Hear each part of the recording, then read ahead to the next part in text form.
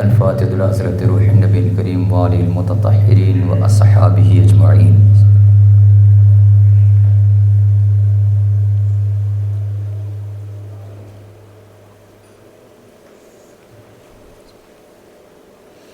لي خمسة أطفي بها حر الوباء الحاتمة المصطفى والمرتضى وابناهما والفاطمة غوث اعظم بمن بے سر و ساما مدد قبلہ دی مدد کعبہ ایما مدد بگرداب بلا افتاد کشتی ضعیفان شکسترات پشتی بحق خواجہ عثمان ہارونی مدد کنیا معین الدین چشتی مدد کنیا معین الدین چشتی مدد کنیا معین الدین چشتی قادری یمنار غوث اعظم میزنم مرکز یاسین شاہ قطب زمان میزنم ان اللہ و ملائکتہ یصلون علی النبی یا ایھا الذین آمنوا صلوا علیہ وسلموا تسلیما اللہم صلی علی سیدنا نبینا مولانا محمد وعلی آل سیدنا محمد کما تحب اللہ صلی علیہ صلاۃ و سلام علیک یا حبیبی یا رسول اللہ سبحان ربک رب العزۃ عما یصفون وسلام علی المرسلین والحمد للہ رب العالمین برحمتک یا ارحم الراحمین.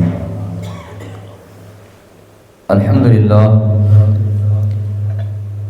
للہ نحمده ونستعینه ونستغفره ونؤمن به ونتوکل علیہ ونعوذ باللہ من شرور انفسنا ومن سیئات اعمالنا من يهده الله فلا مضل له ومن يضلله فلا هادي له واشهد ان لا اله الا الله وحده لا شريك له واشهد ان سيدنا ومولانا ومأوانا وملجانا وغوثنا وغياثنا ومغيثنا ومعيننا وخطبنا وفريدنا ونظامنا وعلاءنا واشرفنا ونور عيننا محمد عبده ورسوله. اما بعد فاعوذ باللہ من الشیطان الرجیم بسم اللہ الرحمن الرحیم. ان الدین عند اللہ الاسلام صدق اللہ مولانا العظیم وصدق رسولہ النبی المختار الکریم ونحن علی ذلک لمن الشاہدین والشاکرین والحمد للہ رب العالمین. من علینا ربنا اذ بعث محمدا ایدہ بأیدیہ ایدنا بأحمدا ارسلہ مبشرا ارسلہ ممجدا صلوا علیہ دائما صلوا علیہ سرمدا. اللہم صلی علی سیدنا نبینا مولانا محمد وعلی آل سیدنا نبینا مولانا محمد کما تحب اللہ صلی علیہ صلاۃ و سلام علیک یا حبیبی یا رسول اللہ صلی اللہ تعالیٰ علیہ وآلہ وسلم. معزز سامعین کرام، ہم اور آپ آج ایک عظیم شخصیت کی بارگاہ میں خراج عقیدت پیش کرنے کے لیے اکٹھا ہوئے ہیں، جنہیں دنیا اسلام حضور محدث اعظم ہند کے نام سے جانتی ہے. بے شک اللہ تبارک و تعالی جسے اپنا قرب عطا کرتا ہے اس کا بڑا مرتبہ ہوتا ہے، اس کا مقام ہوتا ہے، اس کا رتبہ ہوتا ہے. اللہ تبارک و تعالیٰ کے ان برگزیدہ بندوں کو ہم اپنی زبان میں ولی اللہ کہتے ہیں،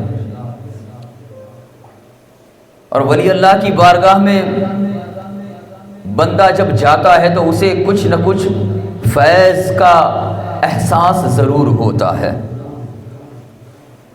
ولی اللہ وہ جب چاہے کرامتوں کا ظہور کرے، لیکن وہاں پر ہوتا یہ ہے کہ جب ان کا جی چاہتا ہے، جب ضرورت درپیش ہوتی ہے تب کرامتوں کا اظہار کرتے ہیں. کرامت کسی ولی کا کمال نہیں ہے، کرامت ولی کا کمال نہیں ہے. اگر ولی چاہے تو دکھلائے، نہ چاہے تو پوری زندگی ایک بھی کرامت نہ دکھلائے. کرامت کی وہ وجہ سے وہ اللہ کا ولی نہیں ہے. کرامتوں کا اظہار کر رہا ہے اس لیے وہ اللہ کا ولی ایسا نہیں ہے. ہاں جب وہ کرامت دکھاتا ہے تو لوگوں کے دلوں میں خدا کی ربوبیت اور زیادہ مضبوط ہو جاتی ہے، ایمان حضور صلی اللہ تعالیٰ علیہ وآلہ وسلم پر اور مکمل ہو جاتا ہے، دین اسلام پر اور زیادہ سختی سے پیروکار ہو جاتا ہے. اسی لیے ولی اللہ کرامتوں کا ظہور کرتے ہیں. لیکن وہ ولی اللہ جب چاہتے ہیں تب کرتے ہیں۔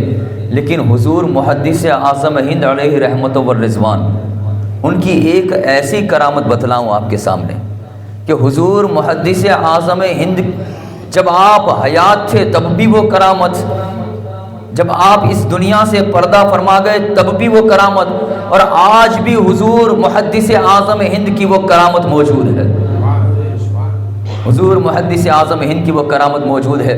وہ کرامت کیا، کوئی ایسی چیز ہمارے سامنے آ جائے، کرامتوں کا مقصد یہ کہ جو ہمارے ذہن میں وہ بات نہ آئے، حالانکہ اس کا وجود ہو لیکن پھر بھی ہمارے ذہن میں نہ آئے، وہ کرامت ہوتی ہے۔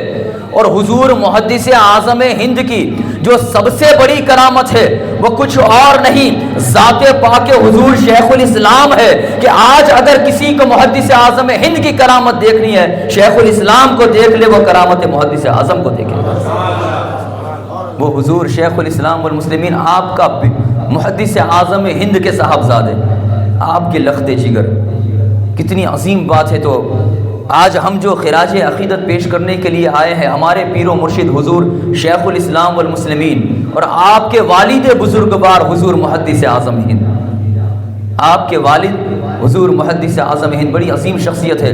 تو حضور شیخ الاسلام والمسلمین کی بارگاہ میں بس 2-3 شعر پڑھ کے اپنی گفتگو کا آغاز کروں گا۔ اس سے پہلے ایک مرتبہ درود پاک پڑھ لیں۔ اللہم صلی علی سیدنا نبینا مولانا محمد وعلی آل سیدنا محمد کما تحمد اللہم صلی علیہ صلاۃ و سلام علیک یا حبیبی یا رسول اللہ صلی اللہ تعالی علیہ وآلہ وسلم۔ کسی صورت میرا باطل عقیدہ ہو نہیں سکتا، کسی صورت میرا باطل عقیدہ ہو نہیں سکتا، کسی صورت میرا باطل عقیدہ ہو نہیں سکتا، کسی صورت میرا باطل عقیدہ ہو نہیں سکتا، زمانے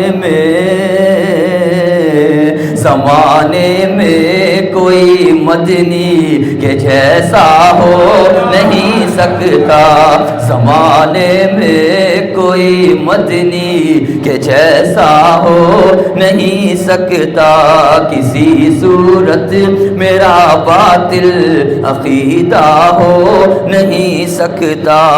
اور یہ شعر بھی قابل توجہ، زمانہ جانتا ہے مانتا ہے میرے مدنی کو، زمانہ جانتا ہے مانتا ہے میرے مدنی کو، زمانہ جانتا ہے مانتا ہے میرے مدنی کو، زمانہ جانتا ہے مانتا ہے میرے مدنی کو،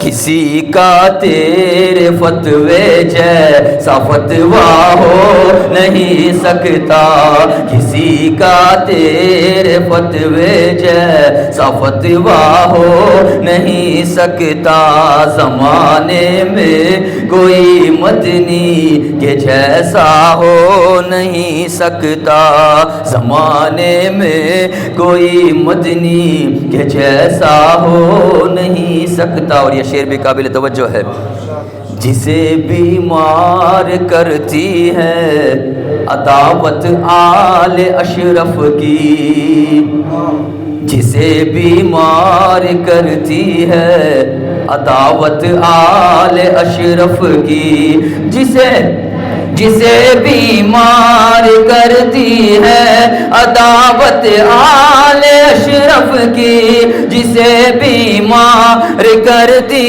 ہے عداوت آل اشرف کی،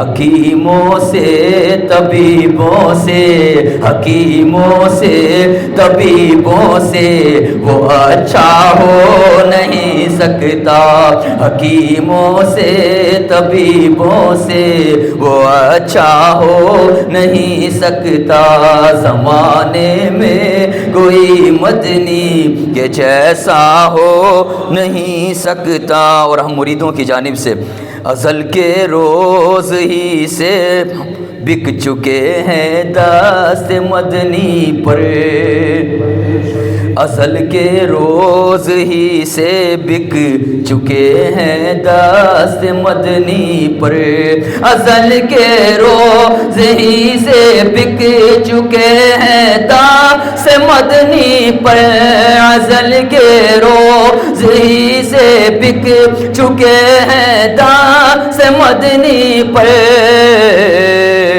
ہمارا اب کسی کے ہاتھ میں، ہمارا اب کسی کے ہاتھ سودا ہو نہیں سکتا، ہمارا اب کسی کے ہاتھ سودا ہو نہیں سکتا، زمانے میں کوئی مدنی کے جیسا ہو نہیں سکتا۔ اور حضور شیخ الاسلام کے حسن و جمال کا عالم کیا ہے، یقیناً جو دیکھتا ہے وہ دیکھتا رہ جاتا ہے۔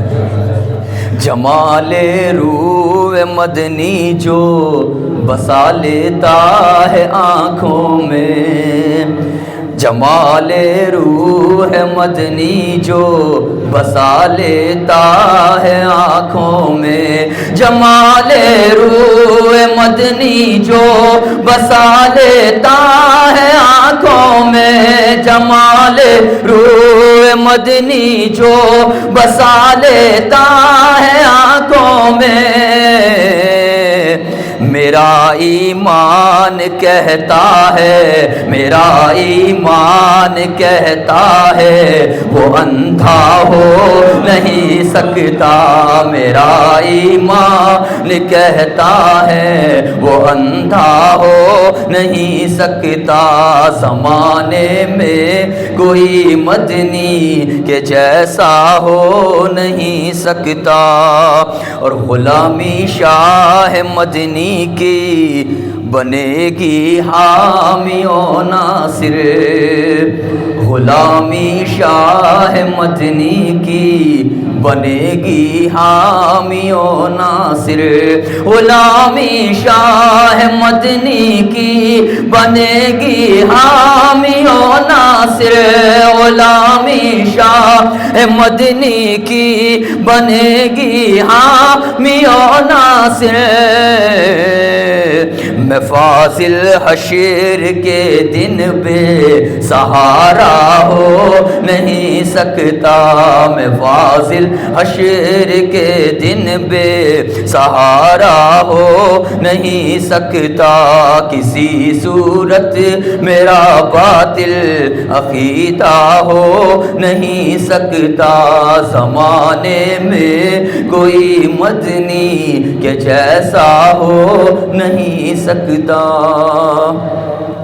درود پاک پڑھ لے، اللہم صلی علی سیدنا نبینا مولانا محمد وعلی آل سیدنا نبینا مولانا محمد کما تحمد اللہم صلی علیہ، نبی اور آل نبی کی بارگاہ میں ایک مرتبہ اور پڑھ لے، اللہم صلی علی سیدنا نبینا مولانا محمد وعلی آل محمد کما تحمد اللہم صلی علیہ، حصول برکت کے لیے ایک مرتبہ اور بآواز بلند پڑھ لے، اللہم صلی علی سیدنا نبینا مولانا محمد وعلی آل سیدنا محمد کما تحمد اللہم صلی علیہ، صلاۃ و سلام علیک یا حبیبی یا رسول اللہ صلی اللہ تعالی علیہ وسلم۔ اللہ تبارک و تعالیٰ قرآن پاک میں ارشاد فرماتا ہے، ان الدین عند اللہ الاسلام، بے شک دین اللہ کے نزدیک اسلام ہے، جو سچا ہے، جو پکا ہے، جو حقیقت ہے، وہ دین اسلام ہے۔ اگر کوئی اور دین ہو جائے تو اس دین کو کبھی حق پر مت جاننا، کیونکہ دین جو حق پر ہے وہ صرف اور صرف اسلام ہے۔ کلمہ پڑھنے والا جو کلمہ پڑھتا ہے بے شک وہ دائرہ اسلام میں داخل ہو جاتا ہے، کلمہ پڑھنے کے بعد دائرہ اسلام میں آ جاتا ہے، لیکن اس کے بعد جب اسلام کا کلمہ پڑھ لیتا ہے تو پھر اس کے لیے ضروری یہ ہوتا ہے کہ کلمہ گو ہونے کے باوجود وہ غلام مصطفیٰ رہے، وہ حضور صلی اللہ تعالیٰ علیہ وآلہ وسلم کا چاہنے والا ہو۔ انسان نمازی ہو سکتا ہے، پرہیزگار ہو سکتا ہے، عبادت گزار ہو سکتا ہے، لیکن جب تک نبی کا وفادار نہ ہوگا کوئی عمل کام آنے والا نہیں ہے، کوئی عمل کام آنے والا نہیں ہے۔ ہر عمل کا دار و مدار کس بات پر ہے؟ حضور کی محبت پر ہے، حضور پر ایمان رکھنے کو ہے۔ اور الحمدللہ ہم اہل سنت والجماعت، ہم حضور صلی اللہ تعالیٰ علیہ وآلہ وسلم کے غلام بھی ہیں، حضور کے چاہنے والے بھی ہیں۔ ہمیں ہمارے بزرگوں نے جو سکھایا ہے وہ کچھ اور نہیں، عشق مصطفیٰ سکھایا ہے، حضور کا عشق سکھایا ہے، حضور سے محبت کرنے کا انداز سکھایا ہے۔ ہمارے بزرگان دین جو اولیاء اللہ ہیں، ہم ان سے عقیدت اور محبت رکھتے ہیں، انہوں نے کون سا راستہ ہمیں سکھلایا ہے، کون سا راستہ ہمیں بتلایا ہے؟ وہ راستہ عشق مصطفیٰ کا راستہ ہے، حضور تک پہنچنے کا راستہ ہے۔ ہمیں ایک راستہ دکھلا دیا کہ چلو تم جیت پور کی سرزمین سے لے کر کے مدینے کی سرزمین پر چلو، تمہیں ہدایت وہیں سے ملے گی۔ جب ہم اس راستے سے نکلتے ہیں، جب ہم اس راستے پر نکلتے ہیں، انسان جب مسافری کرتا ہے تو جگہ جگہ پر ایک پڑاؤ آتا ہے، ایک رکاو آتا ہے، ایک شہر آتا ہے، ایک گاؤں آتا ہے، ایک قصبہ آتا ہے۔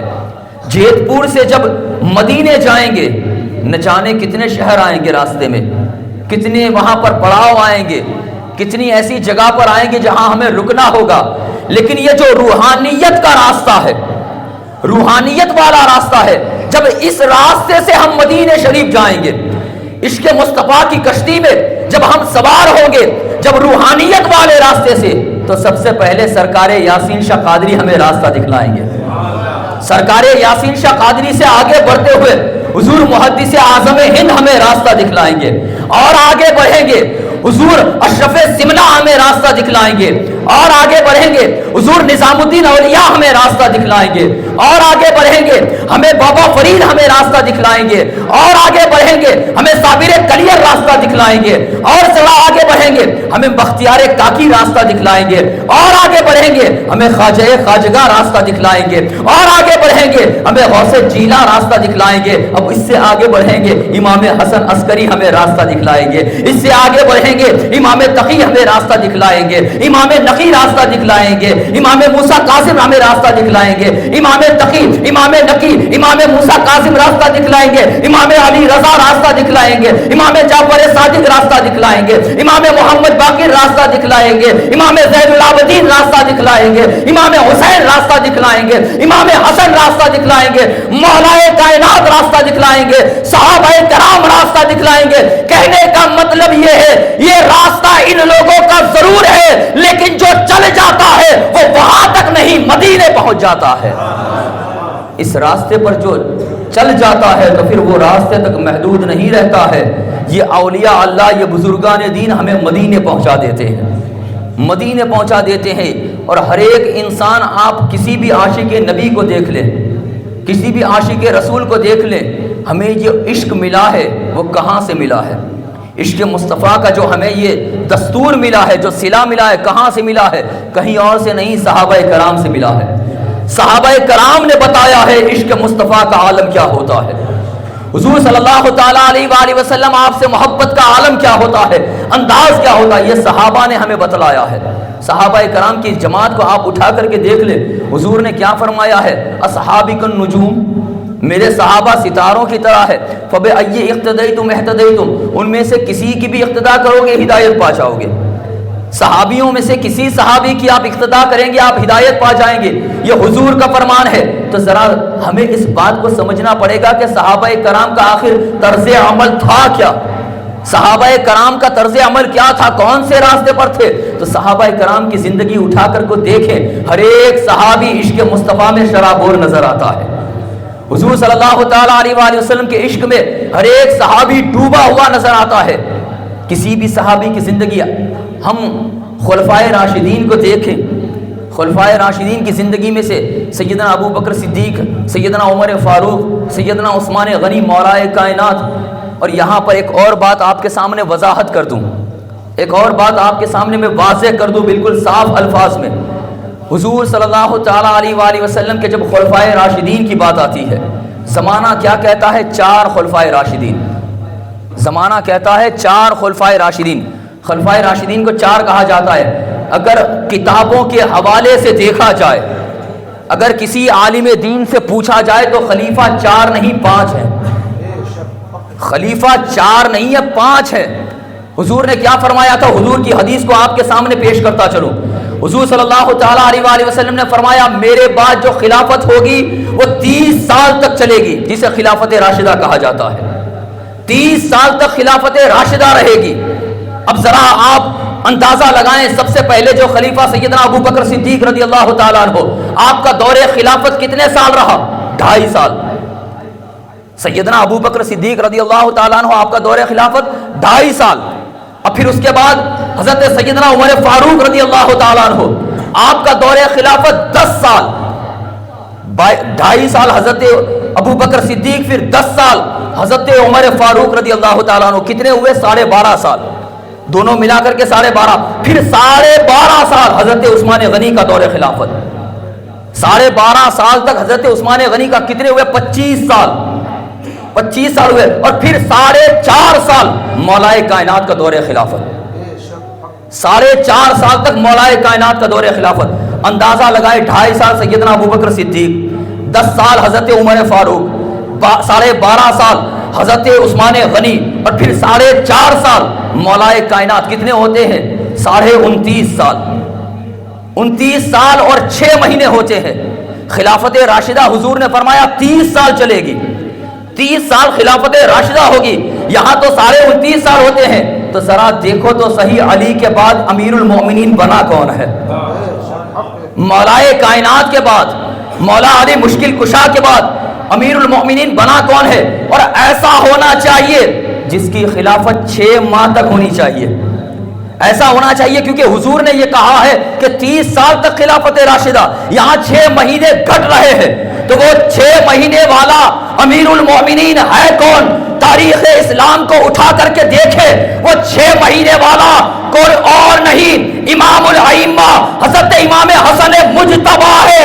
مطلب یہ ہے کہ خلفائے راشدین 4 نہیں ہے، 5 ہے. جہاں ابو بکر صدیق بھی ہے، جہاں عمر فاروق بھی ہے، جہاں عثمان غنی بھی ہے، مولائے کائنات بھی ہے، اور ہمارے اور آپ کے آقا مولا حسن بھی ہے. خلفائے راشدین 4. آپ کسی بھی عالم کی بارگاہ میں، کسی مفتی کی بارگاہ میں، کسی تاریخ پڑھنے والے کی بارگاہ میں آپ جا کر کے ذرا تحقیق کریں تو پتہ چلے گا کہ خلفائے راشدین جو ہم کہتے ہیں 4 خلیفہ 4 خلیفہ 4 خلیفہ، 4 خلیفہ نہیں ہے، خلیفہ 5 ہے. خلیفہ 5 ہے، 5 خلیفہ ہے. یہ خلافت راشدہ جو حضور نے کہا 30 سال تک، وہ اختتام پذیر ہوتی ہے حضرت سیدنا مولا حسن کے ساتھ، کیونکہ آپ نے 6 ماہ تک خلافت کی. پھر اس کے بعد آپ خلافت سے دست بیزار ہو گئے، آپ نے اپنا ہاتھ ہٹا دیا، اب آپ نے خلافت کو چھوڑ دیا. مکمل 30 سال تبھی ہوتے ہیں جب سیدنا امام حسن کی وہ 6 ماہ کی خلافت کو شمار کیا جائے. تو عرض یہ کر رہا تھا کہ کسی بھی صحابی کی آپ اقتدا کریں گے، وہاں سے آپ کو عشق مصطفیٰ نظر آئے گا، حضور صلی اللہ تعالیٰ علیہ وآلہ وسلم کا عشق نظر آئے گا. صحابیوں کی زندگی کو کسی بھی صحابی، ان کے اوپر ہمارے اور آپ کے ماں باپ قربان، صحابہ کرام کی عظیم بارگاہ پر صحابہ کرام رضی اللہ تعالیٰ عنہ، آپ کا دستور ہی یہ تھا کہ آپ ہمہ وقت حضور کی بارگاہ میں رہتے. جب جب آپ کو موقع حضور کی بارگاہ میں رہتے. ایک صحابی حضور صلی اللہ تعالیٰ علیہ وآلہ وسلم کی بارگاہ میں بیٹھے ہوئے تھے ادب کے ساتھ، اور آپ حضور کو دیکھتے ہوئے مایوس ہو جاتے ہیں، مایوس ہو جاتے، آنکھ سے آنسو نکل جاتے صحابی کے. حضور صلی اللہ تعالیٰ علیہ وآلہ وسلم نے جب اس صحابی کی کیفیت کو دیکھا، حضور نے کہا اے میرے صحابی، کیا بات ہے، تو غمزدہ کیوں ہے، تو مایوس کیوں ہے؟ تو وہ صحابی عرض کرتے یا رسول اللہ صلی اللہ تعالیٰ علیہ وآلہ وسلم، بے شک ہم خوش نصیب ہیں کہ ہمیں اس دنیا میں آپ کا قرب ملا ہے، آپ کے پاس آنا نصیب ہوا ہے. اور میں اپنا حال بتاؤں، میرا حال یہ ہے کہ میں سوائے ضرورت کے کہیں اور جاتا ہی نہیں ہوں، آپ کی بارگاہ میں رہتا ہوں. اگر کوئی کام ہو جائے تو کام کرنے چلا جاتا ہوں، جیسے ہی کام سے فارغ ہو جاؤں فوراً آپ کی بارگاہ میں، اپنے گھر پر چلا جاؤں، گھر پر جیسے ہی کام مکمل ہوتا ہے فوراً آپ کی بارگاہ میں۔ مطلب یہ کہ یا رسول اللہ آپ سے انس اور لگاؤ کا عالم یہ ہے کہ جب بھی مجھے موقع ملتا ہے آپ کی بارگاہ میں رہتا ہوں۔ لیکن جب آپ جنت کی باتیں کرتے ہیں، جب آپ جنت کا تذکرہ کرتے ہیں، جب آپ جنت کے بارے میں بیان کرتے ہیں تو میرے دل میں ایک خیال آتا ہے۔ صحابی فرماتے ہیں میرے دل میں ایک خیال آتا ہے کہ یا رسول اللہ صلی اللہ تعالیٰ علیہ وآلہ وسلم آپ تو نبیوں کے سردار ہیں، آپ تو تمام نبیوں کے سردار ہیں، جنت الفردوس میں آپ کا مقام تو سب سے بلند و بالا ہوگا، سب سے عظیم ترین ہوگا، سب سے بلند و بالا مقام ہوگا، لیکن یا رسول اللہ یہاں پر جب میں آپ کو نہیں دیکھتا تو بے قرار ہو جاتا ہوں، مجھے قرار نہیں ملتا ہے، بے قرار رہتا ہوں۔ وہاں آپ کا مقام تو سب سے بلند و بالا، اور اگر میں جنت میں گیا تو نہ جانے میں جنت کے کون سے طبقے میں رہوں گا، نہ جانے کون سے ٹھکانے میں رہوں گا، اور جب دنیا میں مجھے آپ کا چہرہ نظر نہیں آتا تو بے قرار ہو جاتا ہوں، تو بھلا جنت میں میرا عالم کیا ہوگا، جنت میں میرا عالم کیا ہوگا۔ حضور صلی اللہ تعالیٰ علیہ وآلہ وسلم نے جب یہ سوال ان کا سنا تو حضور مسکراتے ہیں، حضور مسکراتے ہیں۔ ہاں بے شک اے میرے صحابی یہ بات ضرور ہے کہ جنت میں سب کے مرتبے و مقام الگ الگ ہوں گے، سب کا جو ٹھکانہ ہوگا وہ الگ الگ ہوگا، لیکن قسم رب ذوالجلال کی تم مجھ سے محبت کرتا ہے، تیرے دل میں میری عقیدت ہے، مجھ سے محبت کرتا ہے۔ فرماتے ہیں کہ سن جس طریقے سے دنیا میں تم میرے ساتھ ہے جنت میں بھی میرے ساتھ رہے گا۔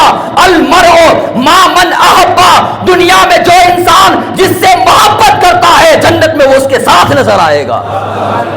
اگر آپ دنیا میں سرکار یاسین شاہ قادری سے محبت کرتے ہیں تو گھبراؤ مت، جنت میں آپ سرکار یاسین شاہ قادری کے ساتھ ہوں گے۔ دنیا میں اگر آپ کا لگاؤ حضور محدث اعظم ہند کے ساتھ ہے جنت میں آپ حضور محدث اعظم ہند کے ساتھ ہوں گے۔ دنیا میں اگر آپ خواجہ اجمیر کے چاہنے والے ہیں یقین جانو جنت میں بھی وہ آپ کے اپنے ساتھ میں لیتے ہوئے نظر آئیں گے۔ دنیا میں اگر آپ غوث جیلا کے چاہنے والے ہیں یقیناً غوث پاک رضی اللہ تعالیٰ عنہ وہاں اپنے جانثاروں کو اپنے پاس رکھے ہوئے نظر آئیں گے۔ اتنا ہی نہیں، دنیا میں اگر آپ پنجتن پاک کے غلام ہیں، مولا حسن کے غلام ہیں، مولا حسین کے غلام ہیں، مولا علی کے غلام ہیں، سیدہ کائنات کے غلام ہیں، اگرچہ آپ کے اور ان کے مرتبے میں ہزاروں فرق ہے لیکن اس کے باوجود آپ کی محبت اگر سچی ہے تو یقین جانو کہ دنیا میں آپ ان سے ملے ہو یا نہ ملے ہو جنت میں وہ آپ کو اپنے قدموں میں جگہ عطا فرمائیں گے۔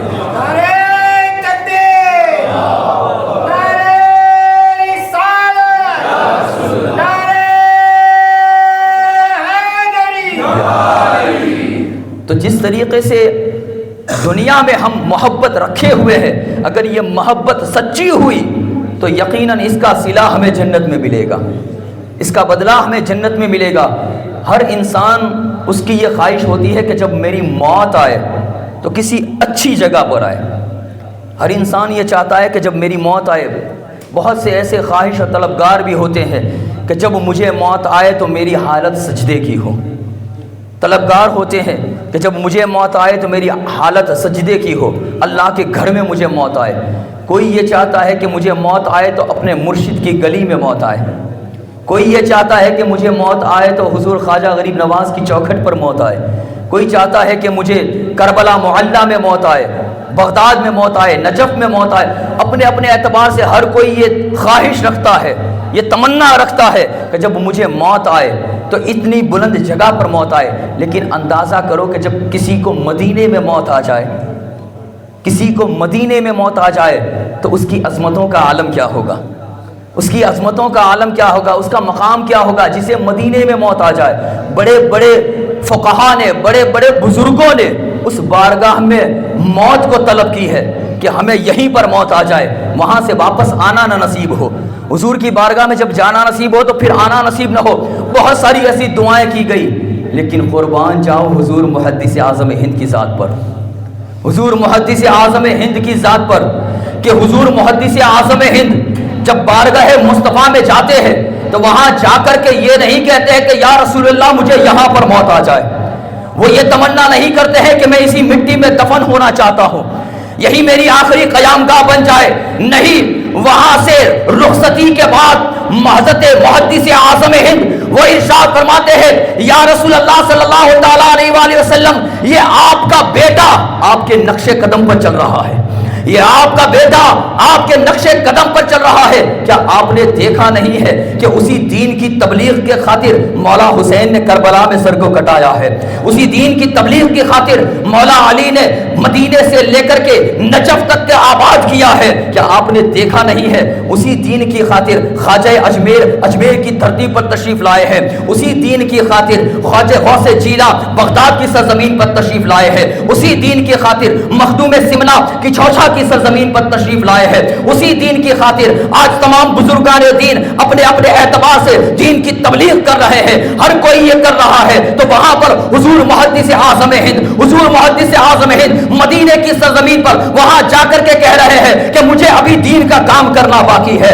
ابھی دین کا کام کرنا باقی ہے، میں مدینے میں اپنی قضا نہیں چاہ رہا ہوں، میں مدینے میں اپنی موت نہیں چاہ رہا ہوں، بلکہ میں تو مدینے سے جانا چاہ رہا ہوں، مدینے سے جانا چاہ رہا ہوں۔ پوچھنے والے نے دریافت کر لیا اے سید محمد یہ آپ کیا بات کر رہے ہیں، لوگ تو یہاں پر قضا مانگ رہے ہوتے ہیں، لوگ تو یہاں پر آنے کے بعد پھر نہ جانا مانگ رہے ہوتے ہیں، آپ تو یہاں سے جانا مانگ رہے ہیں، آپ تو یہاں سے واپس لوٹنا کہہ رہے ہیں، آخر بات کیا ہے؟ جب حضور محدث اعظم ہند سے یہ پوچھا گیا تو حضور محدث اعظم ہند فرماتے ہیں ارے ابھی تو میرا کام مکمل نہیں ہوا ہے، میرا کام پورا نہیں ہوا ہے، ابھی تو مدینے کا کام کرنا باقی ہے، اور فرماتے ہیں مدینے کا کچھ کام کرنا ہے سید، مدینے سے بس اس لیے جا رہا ہوں۔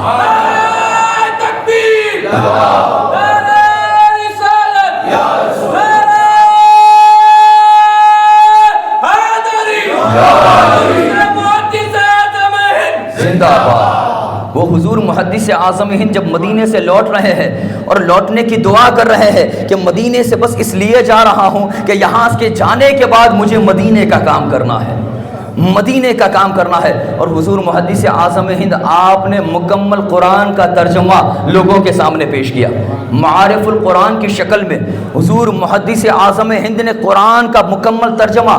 اور آپ کو ایک اور بات یہاں اس سے آگے بیان کرتا چلوں کہ جب یہ ترجمہ حضور اعلیٰ حضرت فاضل بریلوی کی بارگاہ میں رکھا گیا، اعلیٰ حضرت فاضل بریلوی کی بارگاہ میں وہ ترجمہ جو حضور محدث اعظم ہند نے لکھا، حضور محدث اعظم ہند نے جو تحریر کیا، وہ ترجمہ جب اعلیٰ حضرت کی بارگاہ میں سامنے حضور محدث اعظم ہند بھی موجود، اعلیٰ حضرت فاضل بریلوی کی بارگاہ میں محدث اعظم ہند بھی موجود، وہ ترجمہ وہاں پر سامنے، اعلیٰ حضرت نے جب اس ترجمے کو پڑھا تو اس ترجمے کو پڑھنے کے بعد اعلیٰ حضرت فاضل بریلوی فرماتے ہیں اے سید زادے، اے سید زادے، آپ قرآن کا ترجمہ نہیں کر رہے ہیں بلکہ اردو میں مکمل قرآن لکھ رہے ہیں۔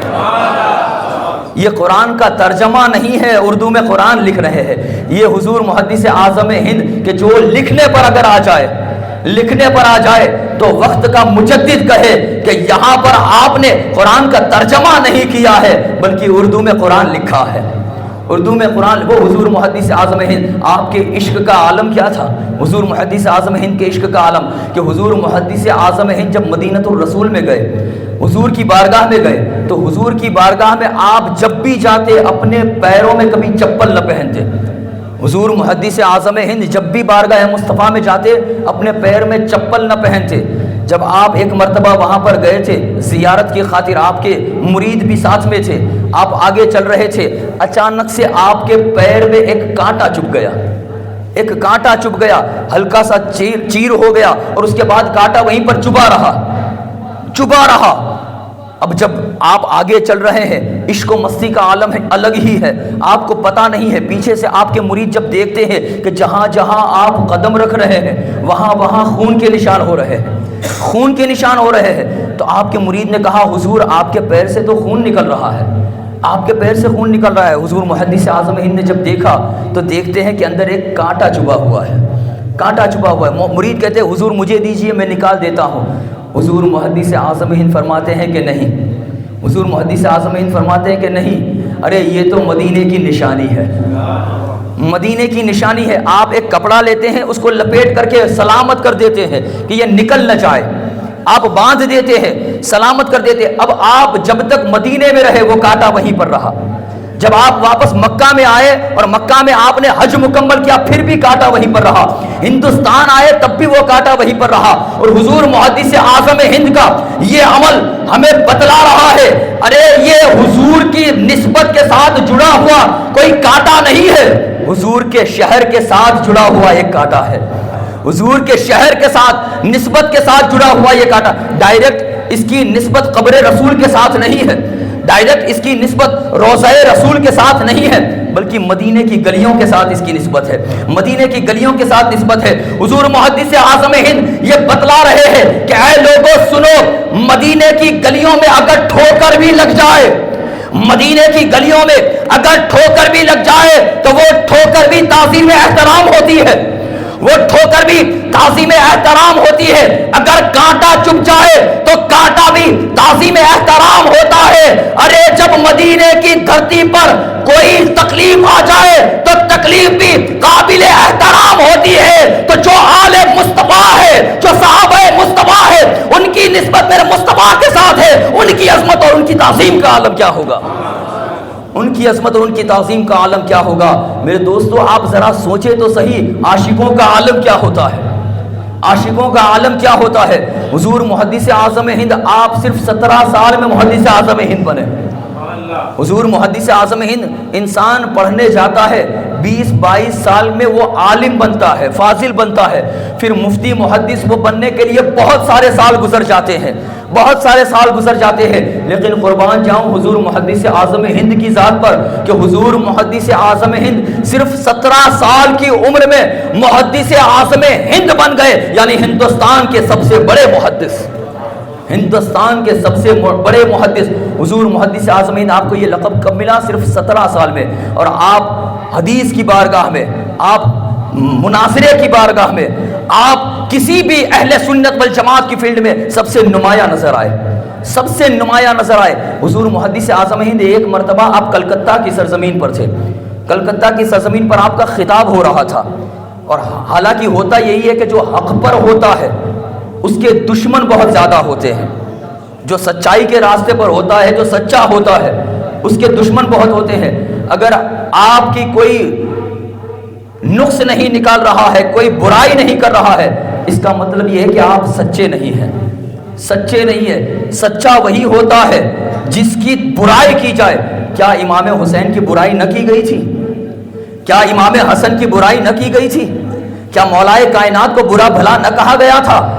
ارے جب یہ تب ان ہستیوں پر بھی برا بھلا کہا گیا، ان کو بھی، ہماری تو اوقات ہی کیا ہے، اوقات ہی کیا، ہستی ہی کیا ہے۔ حضور محدث اعظم ہند کو بھی برا بھلا کہا جاتا تھا۔ تو جب آپ کلکتہ کی سرزمین پر حضور محدث اعظم ہند خطاب کر رہے تھے، سامنے سے ایک انسان اپنے گریبان میں سے ایک چاقو نکالتا ہے، اور چاقو نکال کر کے آگے دوڑتا ہے اور فوراً وہیں پر گر جاتا ہے، پھر واپس اٹھتا ہے، پھر گر جاتا ہے، آخر کار وہ کانپتا ہوا، تھر تھراتا ہوا بارگاہ محدث اعظم ہند میں آتا ہے، اور سامنے وہ ہتھیار رکھ کر کے کہتا ہے حضور مجھے معاف فرما دے اور مجھے اپنا مرید بنا لے، مجھے معاف فرما دے اور مجھے اپنا مرید بنا لے۔ حضور محدث اعظم ہند فرماتے ہیں کہ بات کیا ہے، بات کیا ہے، کیا بات ہے، کیوں ایسا کہہ رہا ہے، کیا وجہ ہے؟ کہا کہ مجھے حاسدین نے، آپ سے جلنے والوں نے رقم دی ہے، پیسہ دیا ہے آپ کو مارنے کے لیے، آپ کو ختم کرنے کے لیے، آپ کو مارنے کے لیے مجھے پیسے دیے گئے، میں پیشہ ور قاتل ہوں، میں قتل کرتا ہوں، مجھے اس طریقے سے پیسے دیے گئے ہیں، میں آپ کو قتل کرنے کے لیے آیا ہوں۔ لیکن جیسے ہی میں نے چاقو کو نکالا آپ کی طرف بڑھا، میں نے کیا دیکھا کہ آپ کے پیچھے سے ایک بڑا شیر آتا ہے، ایک بڑا شیر آتا ہے، اور وہ آ کر کے مجھ پر حملہ آور ہوتا ہے، مجھ پر حملہ کرتا ہے، اور اتنا ہی نہیں، ایک مرتبہ میں اٹھتا ہوں وہ دوبارہ حملہ کرتا ہے۔ آخر کار میں سمجھ گیا کہ یہاں پر میرا حملہ کام آنے والا نہیں ہے، میں بھاگتے ہوئے معافی مانگنے کے لیے آپ کی بارگاہ میں آیا۔ حضور محدث اعظم ہند اسے معاف فرماتے ہیں، اپنا مرید بناتے ہیں، اپنا مرید فرماتے ہیں۔ اب وہاں پر جو مجمع تھا ان کی سمجھ میں یہ بات نہیں آئی، مجمع والوں کے، ہم نے تو کسی شیر کو نہیں دیکھا ہے، ہم نے تو کوئی زخم کو نہیں دیکھا ہے، ہم نے تو کسی چیز کو نہیں دیکھا ہے، آخر یہ کیا بات کر رہا ہے، کیا بات کر رہا ہے؟ لوگوں نے اس محفل کے بعد اس سے پوچھا کہ بتا تو صحیح ماجرا کیا ہے، ہماری نظر میں تو کوئی شیر نہیں آیا ہے، ہماری نگاہوں کے سامنے تو کوئی شیر نہیں آیا تھا، آخر تو کیسے کہہ رہا ہے کہ شیر نے تجھ پر حملہ کیا، تجھ پر حملہ آور ہوا؟ کہا ہاں بے شک مجھ پر حملہ آور ہوا، اتنا ہی نہیں مجھے زخمی بھی کیا ہے، مجھے زخم بھی دیے ہیں۔ اتنا کہہ کر کے اس نے اپنا قمیض ہٹایا، قمیض کا ہٹانا تھا کہ اس کی پیٹھ پر سارے پنجوں کے نشان موجود تھے، پنجوں کے نشان موجود تھے۔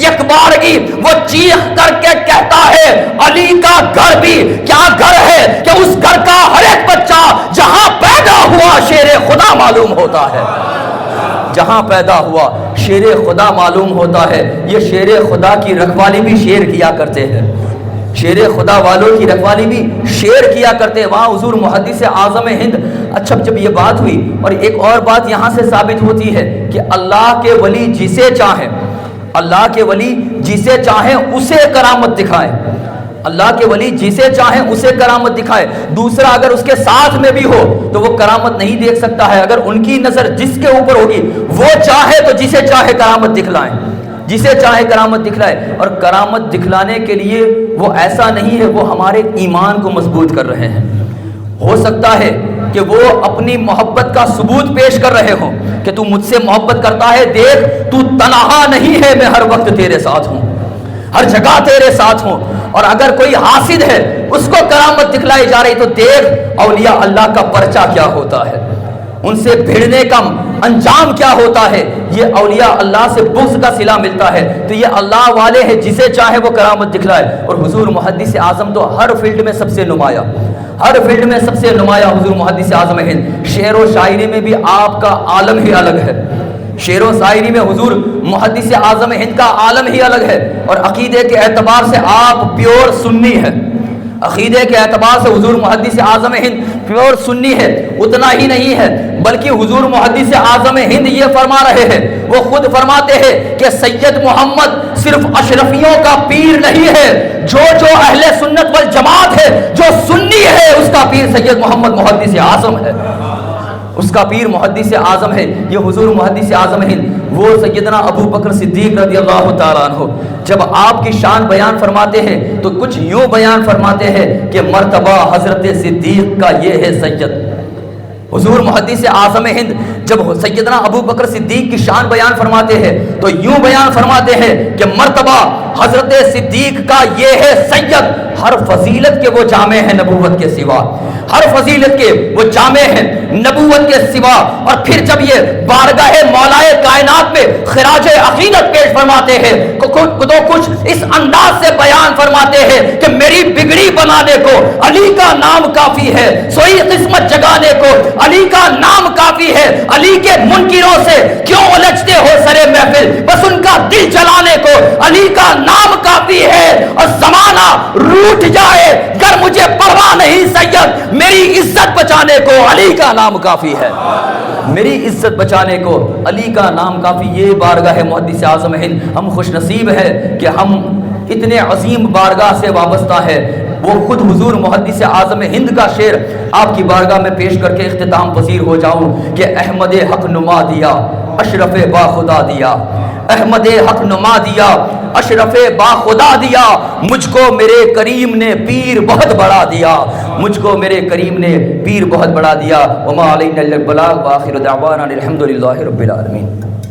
صلاۃ و سلام کے لیے کھڑے ہوئے۔